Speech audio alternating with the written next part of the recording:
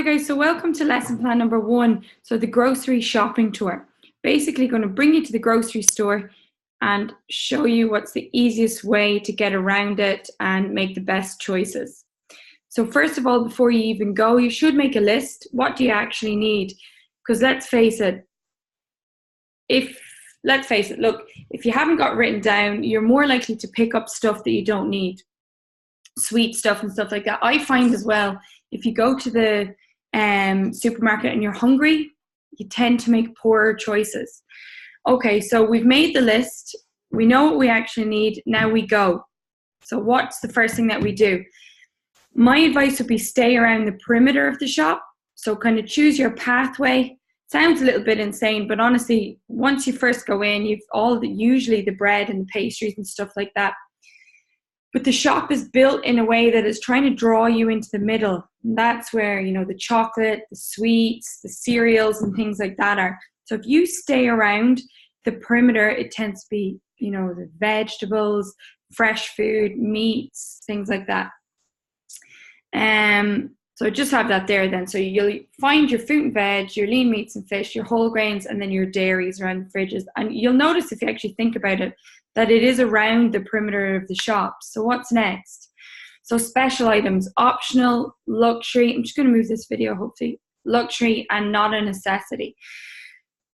Okay, so we're in this kind of, mindset of health foods and things like that. So flax seeds, nuts, oats, whole grains tend to be closer to the center of the shop. But if you've got them written down, you're following your list, in you go, pick them up. Try not to spend too much time getting bogged down with looking at, I think it comes up next in one of the sugar lessons that I have, but just the health food kind of advertisements. Don't fall for it. Just follow your list. Okay, and then JERF, so just eat real food. So read the labels. General rule of thumb, if you can't pronounce it, don't eat it. Okay, and another thing that I kind of live by is, if it would outlive you, you probably shouldn't eat it either. So be skeptical of foods that make health claims, so added vitamins and minerals, low fat, no added sugar, contains real fruit, natural, fat-free, low carb, and high protein. I have an example here of Rice Krispies versus rice. So not all food is equal, okay? And usually if something is low fat, it doesn't taste very good, so it's unpalatable, so they must add something. It generally tends to be sugar. So yes, it is low fat, but generally tends to be higher in sugar. So no added sugar. Yes, they probably haven't added any sugar. They could have added fruit.